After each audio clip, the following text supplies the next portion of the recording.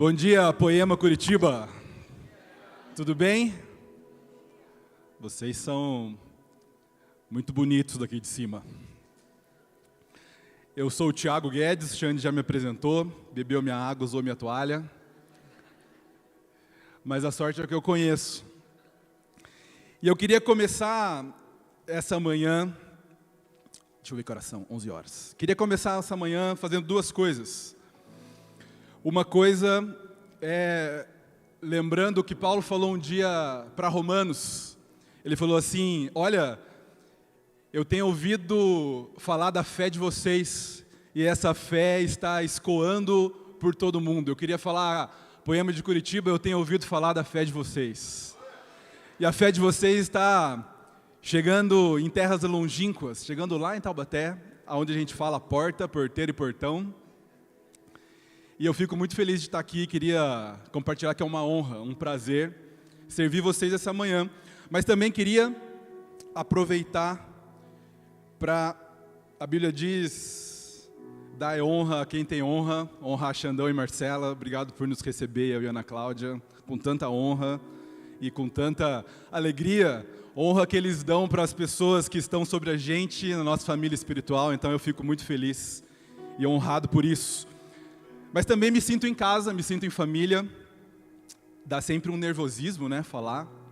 Mas, em nome de Jesus, vai dar tudo certo. Feche seus olhos, queria orar mais um pouquinho. Jesus, você é o mais importante agora. Jesus, essa manhã toda foi feita para te adorar, para te engrandecer. Jesus, eu sei que nós já estamos te colocando nesse lugar, mas eu queria vocalizar, eu te coloco no lugar mais alto essa noite. Jesus, eu me conheço. Eu sei, Jesus, quem eu sou. Eu te peço por misericórdia, me usa apesar de mim. No nome de Jesus, que a nossa família espiritual receba do Senhor tudo que o Senhor planejou para essa manhã. Aleluia. Glória a Deus. Pessoal, eu não contei a minha mensagem para o Xande, mas dá a impressão que ele já pregou ela. Então, quando vocês estiverem ouvindo, vocês vão perceber isso tudo. Sabe, o nome dessa ministração é Maturidade e Honra. Maturidade e Honra. Eu conheci Jesus há mais de 20 anos atrás. Eu pareço velho e sou velho. E há mais de 20 anos atrás eu tive um encontro com Jesus. A minha família inteira foi se convertendo. Nós viemos de um lugar onde Jesus não era a nossa realidade. E eu me converti com 20 anos. E eu me converti num lugar saudável, um lugar onde eu aprendi bastante das Escrituras. Sabe, nesse lugar eu aprendi a amar a Bíblia, eu amo minha Bíblia. Alguém fez Bereanos aí? Uau, Fábio, muito bom, hein? Glória a Deus. Fiquei sabendo que vocês se formaram aí por esses dias. A nossa formatura em Taubaté também foi há pouco tempo atrás. E sabe, eu aprendi muito de Jesus, eu aprendi muito do que a Bíblia fala, eu aprendi muito do que Deus fundamentou na gente.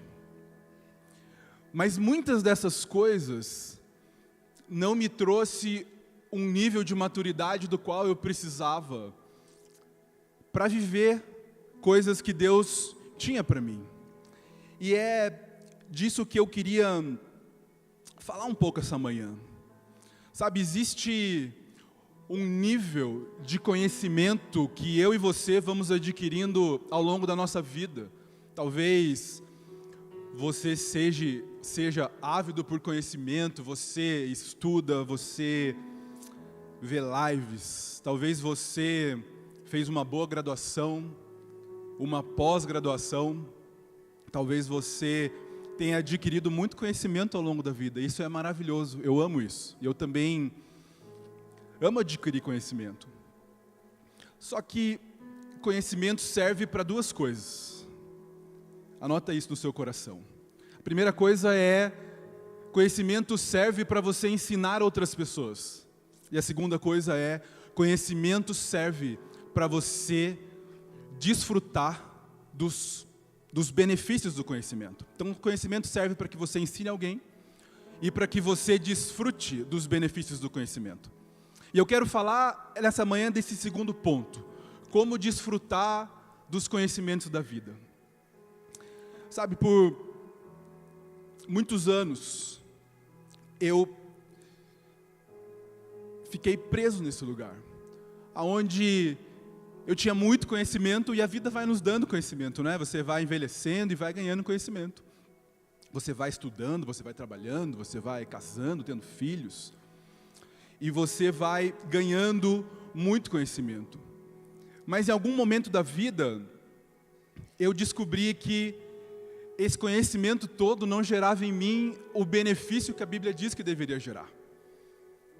Sabe, em alguns momentos dessa minha vida, eu tive algumas crises e eu vou contar algumas para vocês. Mas antes eu queria ler um texto. Se você quiser abrir aí, ligar a sua Bíblia, não sei se dá para projetar aqui, se der também pode projetar. Tiago, capítulo 1, eu quero ler a partir do verso 2. Vou tomar uma água batizada aqui. Tiago 1, a partir do verso 2. Isso. Meus irmãos, considerem motivo de grande alegria o fato de passarem por diversas provações. Eu não sei se você acha que combina a palavra alegria e provação na mesma frase.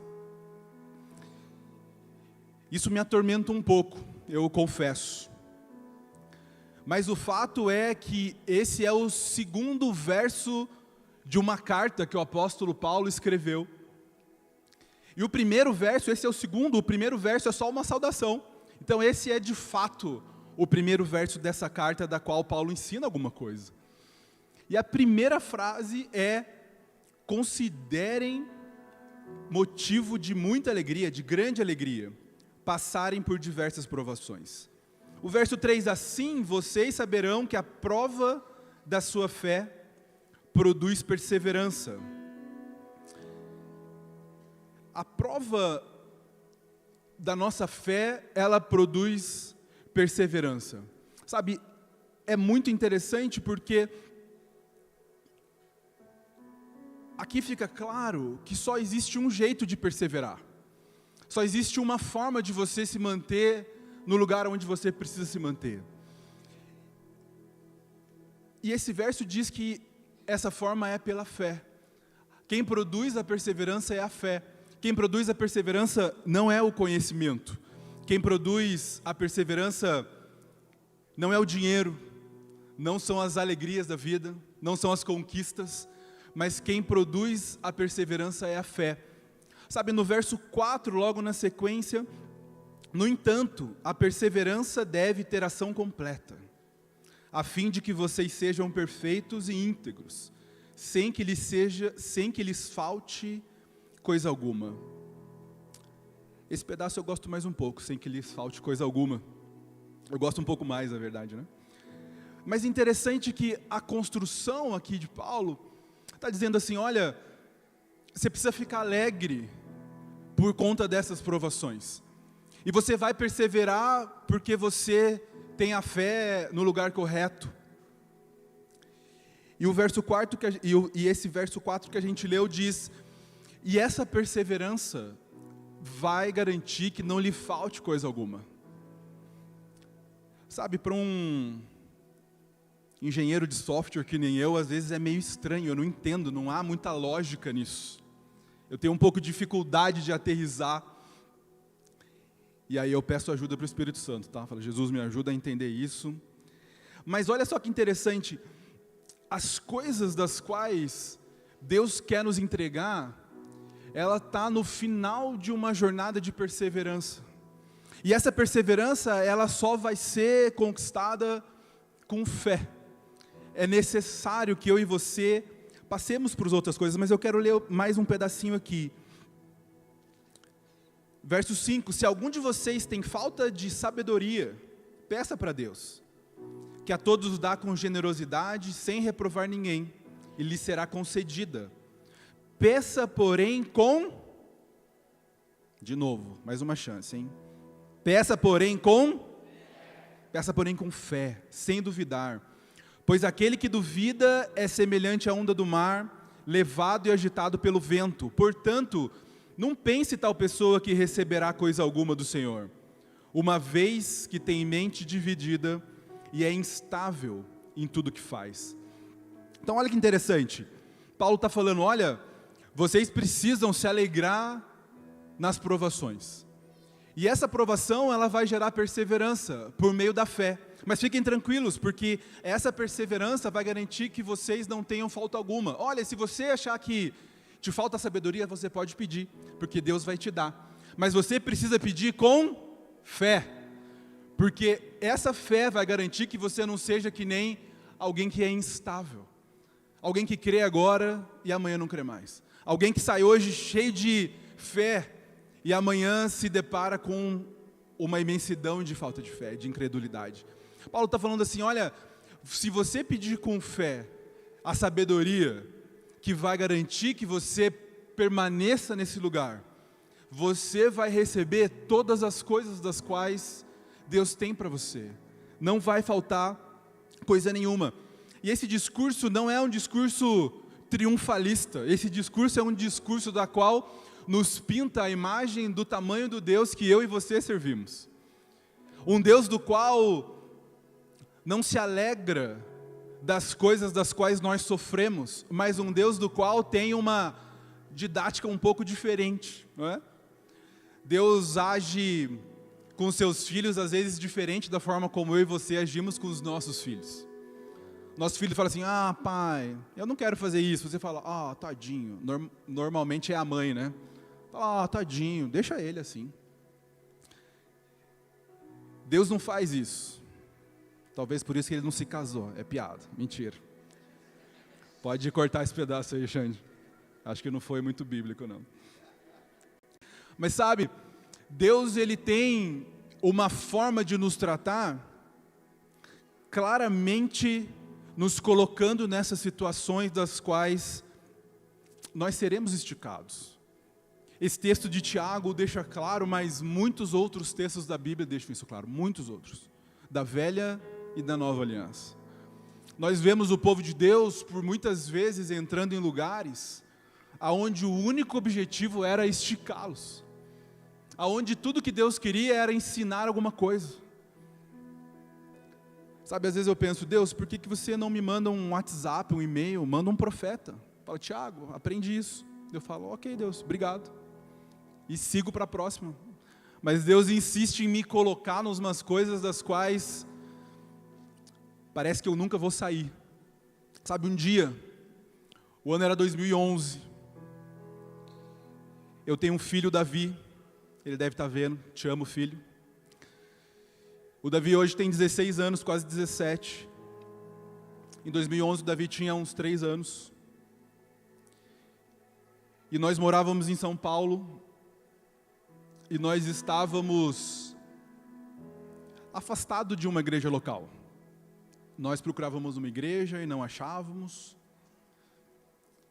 E Deus tentava falar com a gente resistia. Um dia o Davi com 3 aninhos, nós estávamos num supermercado, desses bem grandões que tem em São Paulo, e o Davi estava brincando numa bicicletinha, em Taubaté a gente chama de velotrol, não sei se é assim também aqui. Como é que chama aqui? Chás. Aquelas bicicletinhas de criança, tipo velotrol, de 3 rodinhas. Como? Tico-tico?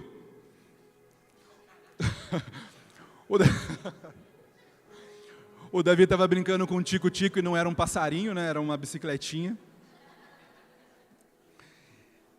Ô Xande, eu estou ficando transcultural, estou aprendendo palavras regionais. Tico-tico. E o Davi estava brincando numa bicicletinha. Ele tinha 3 aninhos e ele estava com um gripe, dessas gripezinhas que criança tem. E de repente, de uma hora para outra, de um segundo para o outro, o Davi teve uma convulsão febril.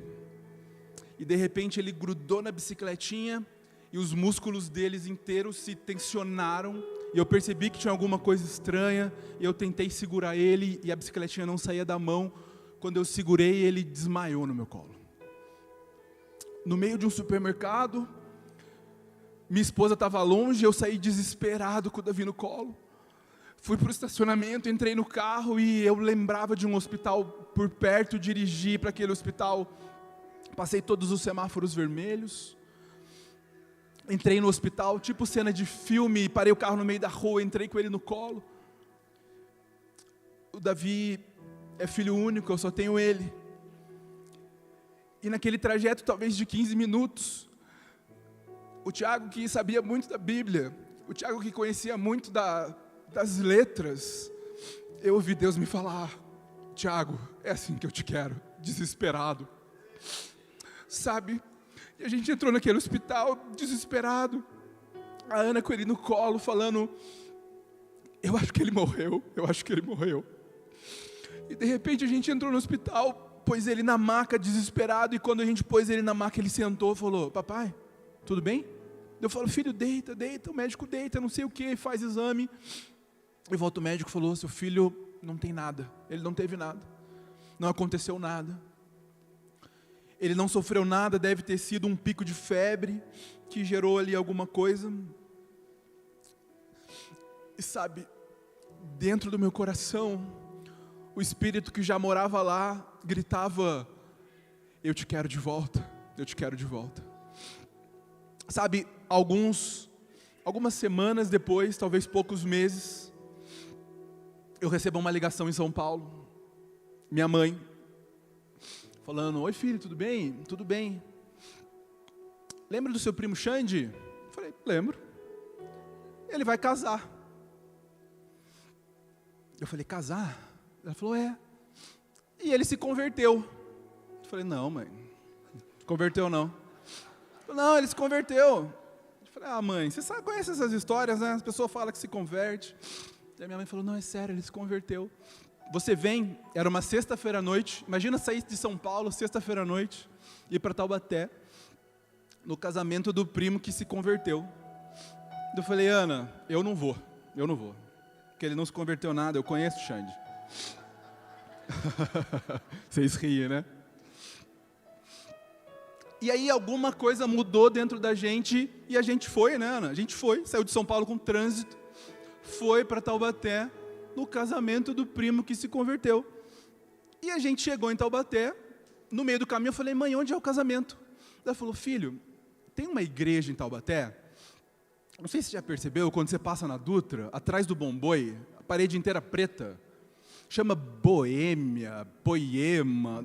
Eu falei: não, mãe. Ela falou: então, algumas pessoas dizem que é até balada, e eu já ouvi falar até que é balada de gente moderna.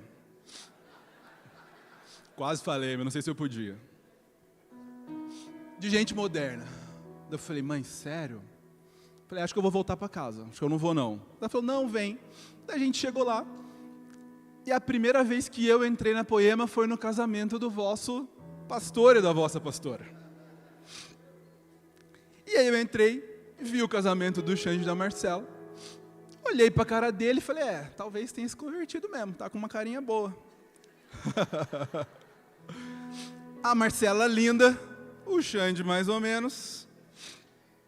E conheci a Poema, conheci o Leandro, conheci o templo da Poema, que não é esse de agora, é um anterior.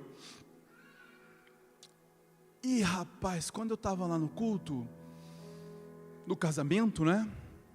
Alguma coisa mexeu no meu coração. E Deus falou: lembra que eu falei que eu te quero diferente? Lembra que eu falei que eu te quero por inteiro? Lembra que eu falei que eu te quero daquele jeitinho desesperado? Eu falei: rapaz, será que aqui não era balada nada não? O pessoal estava enganado? Depois desse dia, dias se passaram, semanas se passaram, meses se passaram. Eu mudei de São Paulo de volta para Taubaté. Estou eu aqui mais de 15 anos depois, para a glória de Jesus. Aleluia. Aplauda Jesus aí. Aleluia. E sabe, eu não quero glorificar homens, nem uma instituição, mas eu quero glorificar a Deus, porque Ele me deu uma família espiritual. Sabe, depois desse dia Muita água já passou debaixo da ponte, né? São 15 anos. Davi tinha 3 anos, já tem quase 17.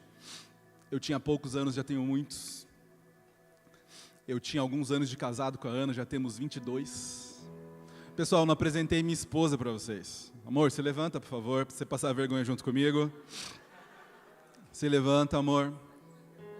Se levanta. Não, tô brincando, ela já está levantada. Essa é a Ana. Gente, a minha família... Deixa eu contar uma coisa para vocês, depois se algum solteiro quiser oração, pode me encontrar aqui. Os Guedes têm uma unção.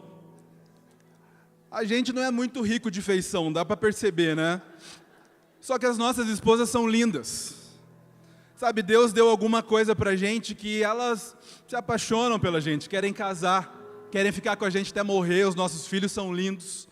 Então, se alguém quiser oração depois, eu vou estar aqui, posso orar, para Deus te dar uma esposa linda, linda e de Deus.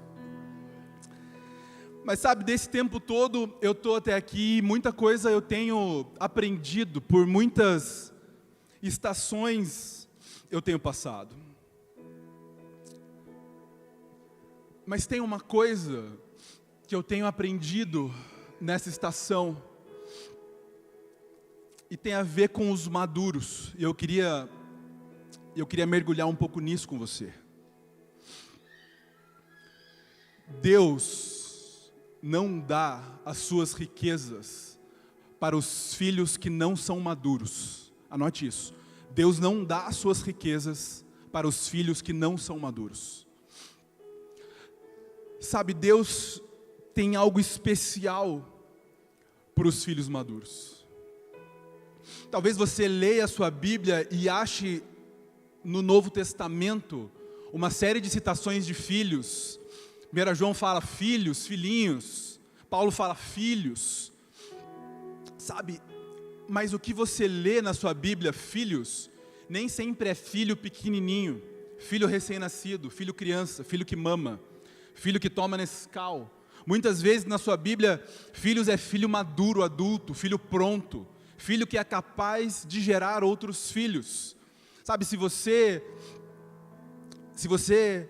deseja se aprofundar nessas coisas, eu sugiro que você tenha uma Bíblia que você conheça as palavras no original. Pode ser uma Bíblia digital, a Olive Tree é uma ótima opção.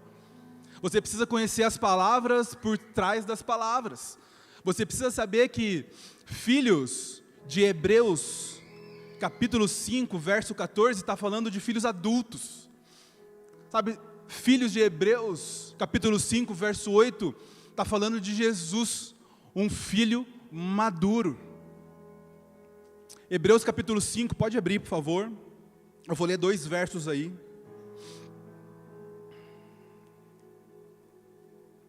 Hebreus 5,14.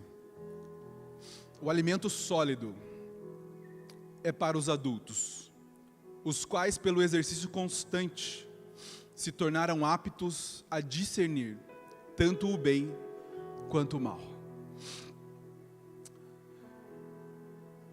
Sabe, o alimento sólido, ele não é para as crianças.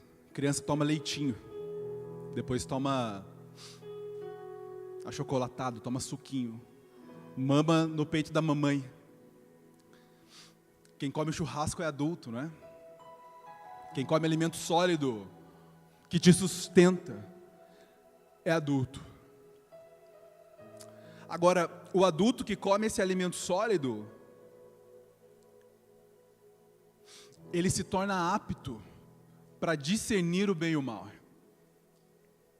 Sabe, tem um nível de sabedoria, de discernimento, tem um nível de entendimento que Deus deseja dar para mim e para você, os maduros. Sabe, essa manhã eu tenho 2 desafios no final aqui da minha mensagem, e você já vai pensando se um deles é para você. O primeiro desafio é, eu quero desafiar nós os maduros a permanecer nesse lugar e sustentar esse lugar. E eu quero desafiar você que ainda não é maduro, talvez você acabou de chegar. Eu quero te desafiar a caminhar nessa jornada de maturidade. Porque Deus tem para você quando maduro, coisas que não tem quando criança. Sabe, e quando eu estou falando aqui de maturidade, de filhos maduros, eu não estou falando de você que tem mais idade. Não estou falando de você que já tem cabelos e barbas brancas que nem eu. Não estou falando de você que caminha há muitos anos numa igreja, que você que já encontrou Jesus há muitos anos. Eu estou falando de você que tem sido provado por esse Deus.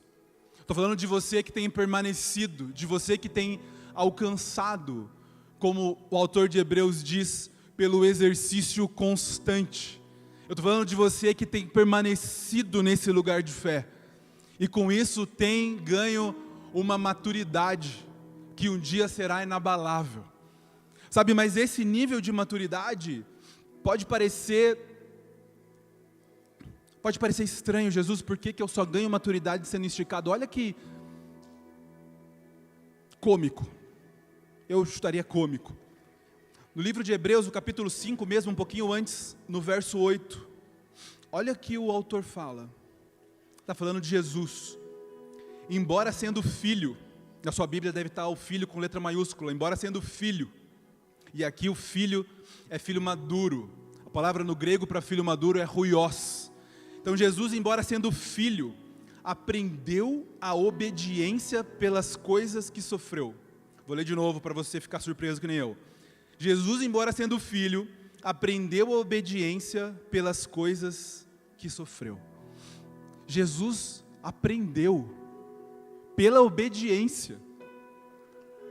Meu amigo, Jesus precisou trilhar essa jornada de permanecer na obediência para alcançar a maturidade, porque Deus iria me isentar ou te isentar disso.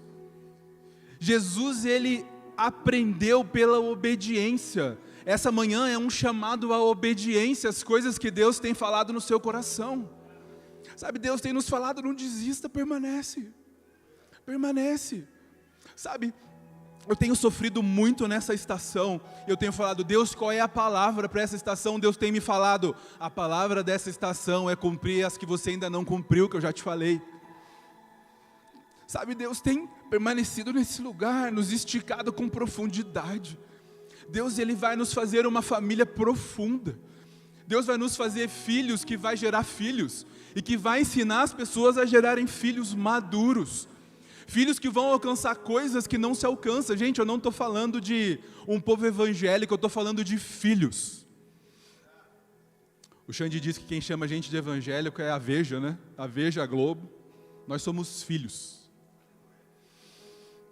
Sabe, tem um lugar de maturidade e obediência que nos entrega uma natureza moldada na permanência e na obediência. Essa maturidade de Deus é uma maturidade que vai trocando a nossa natureza. E essa natureza adâmica, essa natureza do primeiro Adão, ela vai sendo trocada ao longo dessa jornada. E ela vai sendo trocada por uma natureza forjada na obediência. Sabe, forjada naquilo que Deus já nos falou. Nós cantamos agora há pouco, em algum momento a gente vai caminhar por aquilo que a gente crê, não por aquilo que a gente vê. Talvez nós daremos alguns passos sem ver nada. Talvez Deus esteja te falando, permanece aí quietinho, só se aprofundando em mim. Permanece aí quietinho, cavando. Mas Deus, eu não encontro mais água. Cava mais. Cava mais. Cava mais. Sabe, um dia Jesus vai te tirar desse lugar. Deus vai te tirar desse lugar mais maduro. Deus vai te tirar desse lugar pronto para ir para uma próxima provação. Alguém diz que um bom crente ou está numa provação, ou acabou de sair, ou vai entrar, né?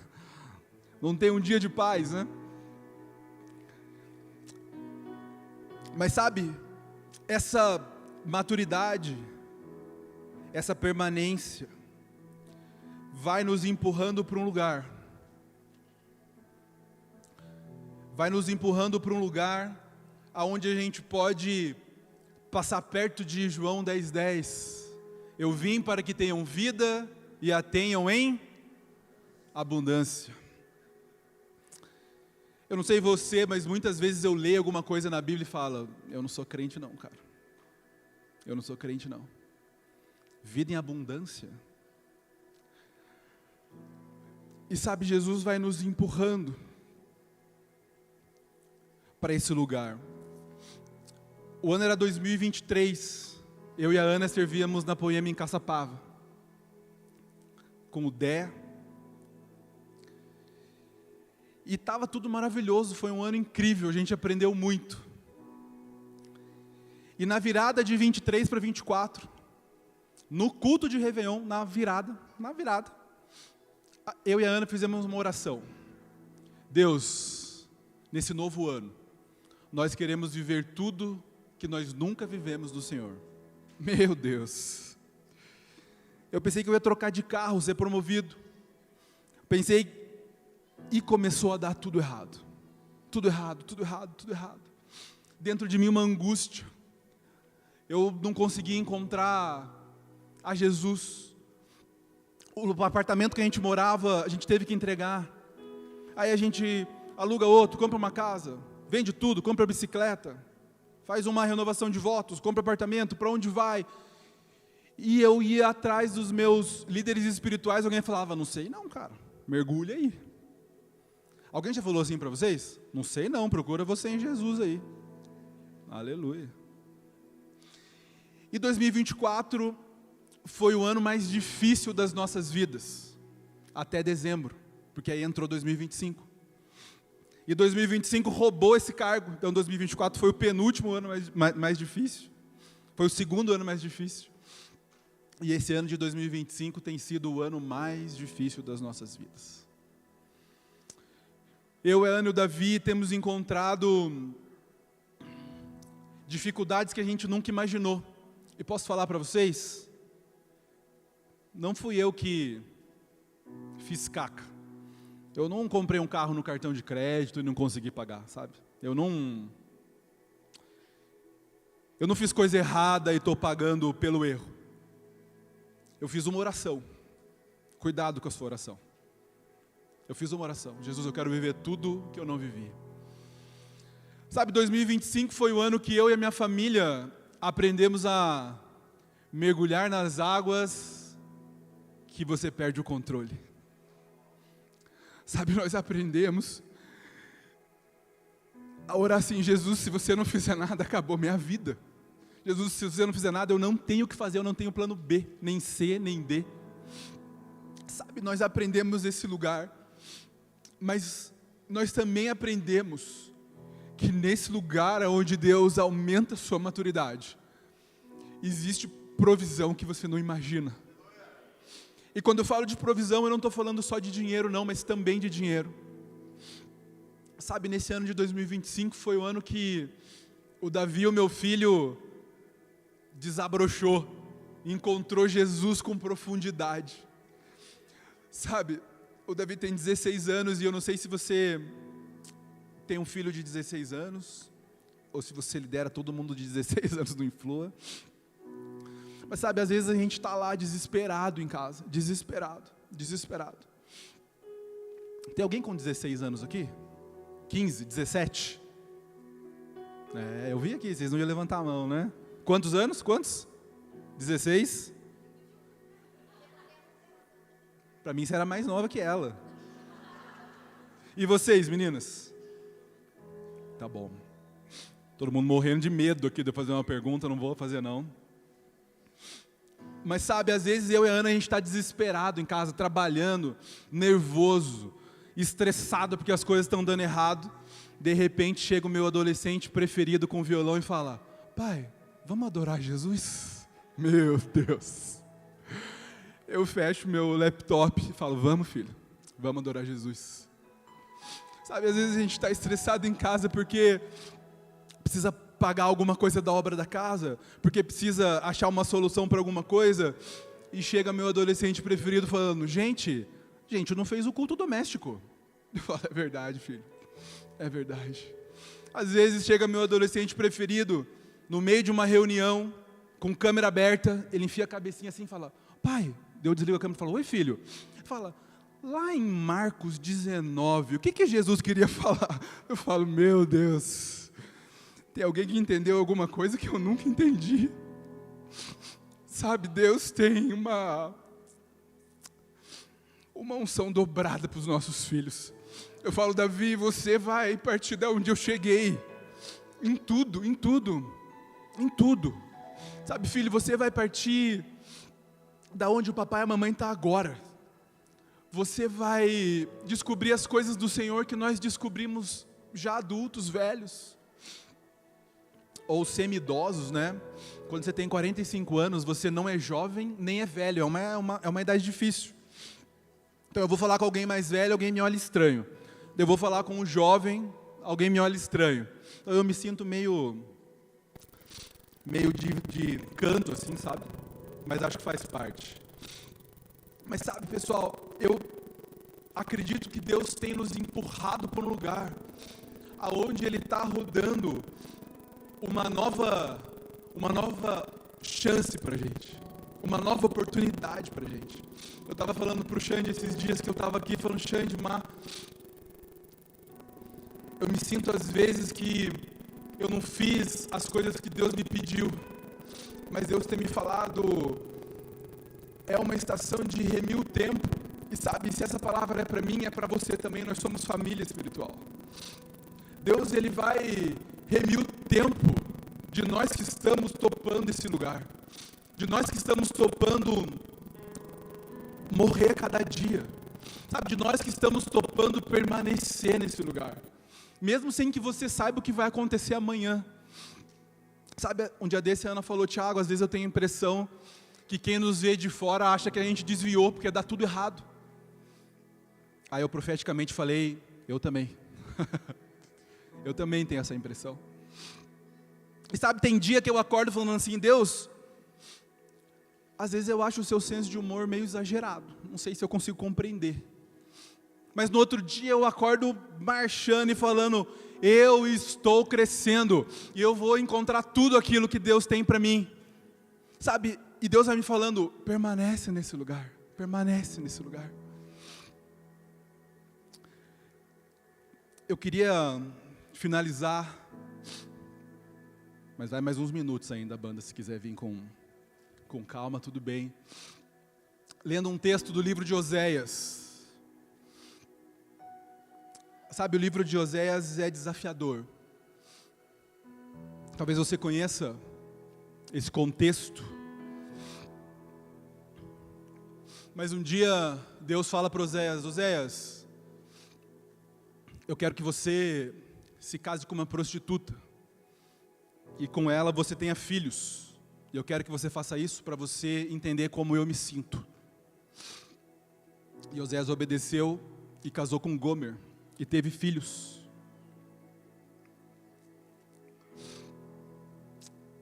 E Oséias continuava sendo traído por Gomer. Gomer continuava se prostituindo. E Deus falava, Oséias, conta para esse povo de Judá e de Israel o quanto eles estão pecando e o quanto eu vou tirar deles todo o trigo, o azeite e o vinho. Sabe, todo lugar que você lê na Bíblia, trigo, azeite e vinho juntos, significa plenitude de Deus. Tudo aquilo que Deus quer nos dar no nível pleno. Significa o que Jesus falou em João 10:10, vida em abundância. Mas Deus estava falando, se eles não pararem de pecar, eu vou tirar deles isso. E Oséias, então, profetizava isso. Mas lá, no capítulo 6, no verso 4, Deus usa Oséias como uma última chamada. Ele fala assim, o que eu posso fazer com você, Efraim? O que eu posso fazer com você, Judá? O seu amor é como a neblina da manhã, como o primeiro orvalho que logo evapora. Por isso eu os despedacei por meio dos meus profetas, eu os matei com a palavra da minha boca. O meu juízo sairá como a alvorada, pois eu desejo misericórdia e não sacrifício, conhecimento de Deus em vez de holocaustos. Deus estava zangado com o povo, que constantemente o trocava por outras coisas. Deus estava cansado do povo que reconhecia Deus de manhã e como a névoa da manhã ia embora rápido. Deus estava cansado do povo que recebia uma oração no domingo e na terça-feira já estava abraçado com seus pecados habituais. Deus estava cansado do povo que entendia num discipulado que o marido precisa morrer pela esposa, mas também precisa viver por ela.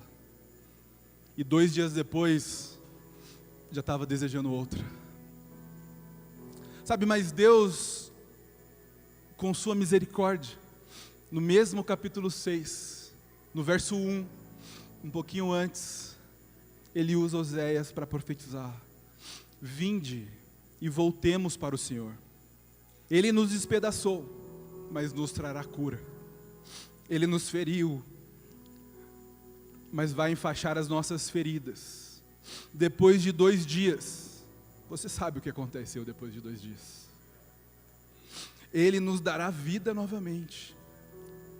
Conheçamos o Senhor e esforcemo-nos para conhecê-lo. Tão certo como nasce o sol, Ele aparecerá. Vorá como chuva de inverno, como as chuvas da primavera, que regam a terra. Sabe, meu querido, meus queridos e queridas, Deus tem nos provado, nos esticado. Sabe, talvez você tenha passado por uma provação da qual você mesmo se enfiou nela. Talvez não, talvez você esteja passando por momentos difíceis. Talvez você esteja em busca de um propósito. Talvez você esteja desesperado para saber por que você faz o que você faz. Talvez você esteja aqui essa manhã para mais uma manhã. Talvez você já esteja preocupado porque amanhã é segunda-feira de novo. Talvez você saiba que você vai voltar para sua casa e vai se enfiar num lugar de brigas de novo. Talvez você esteja desesperado, esperando o seu filho encontrar Jesus e que Jesus transforme a vida dele por completo. Talvez você esteja aqui só desejando uma provisão pontual e está tudo certo. Talvez você precise de um emprego, talvez você precise de um novo fôlego de vida. Talvez você precise amar a sua esposa de novo como nunca, como eu amo a Ana há mais de 20 anos. Talvez você precise encontrar amigos mais chegados como irmãos, como eu tenho o chance de amar.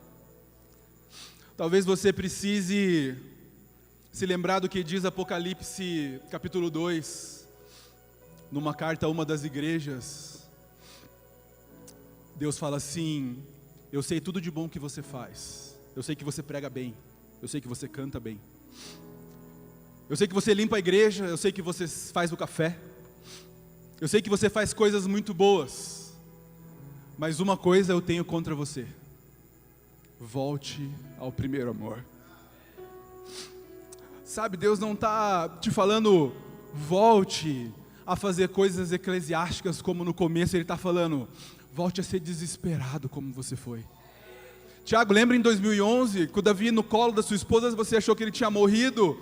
Volte a ser desesperado por mim como aquele dia.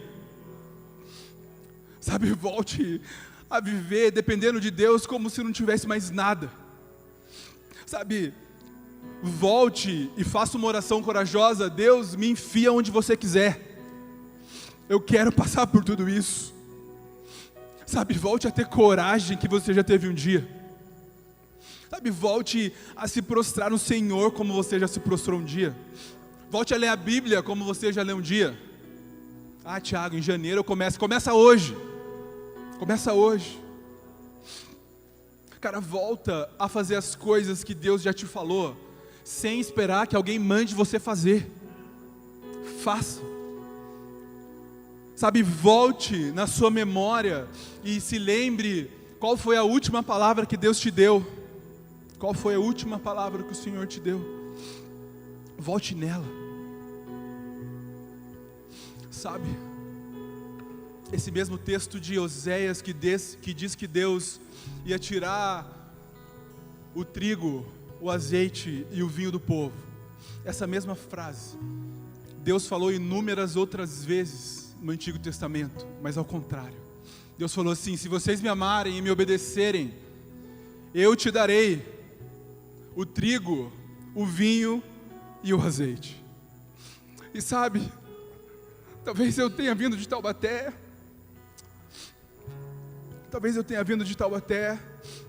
para entregar para alguns de vocês aqui a esperança do trigo, do vinho e do azeite. Eu queria te dizer que existe algo mais alto. Sabe, eu queria te dizer que existe algo maior no Senhor. E eu queria te convidar aqui para frente, você que acha que se encaixa num desses desafios. Se você entende que você deveria ser mais maduro do que você está hoje. Se você entende que você passou por provações e não permaneceu. Ou se você entende que precisa de uma oração para permanecer nesse lugar. E eu sei o tamanho da fome e da sede de vocês. Eu queria convidar vocês para virem rapidinho aqui para frente. Você que imagina que não vai conseguir sair desse lugar. Você que gostaria de uma nova chance, pode vir. Pode vir. Pode vir. Você que gostaria de entrar num lugar aonde Deus vai te levar a alcançar tudo aquilo que Ele já te prometeu. Jovens, eu fiz vocês fortes, porque vocês são corajosos. Vocês não se cansam, falam mesmo. Jovens, eu quero ver vocês maduros. Eu quero ver vocês maduros. Eu queria convidar os pastores, líderes, você que sabe que pode vir aqui. Pode orar, pode orar. Essa é uma manhã de elevar a barra, meus amigos. Essa é uma manhã de descobrir aquilo que o Senhor tem para nós em plenitude. Plenitude. Deus tem algo maior do que você imagina. Vocês alcançarão tudo aquilo que Deus já prometeu para vocês.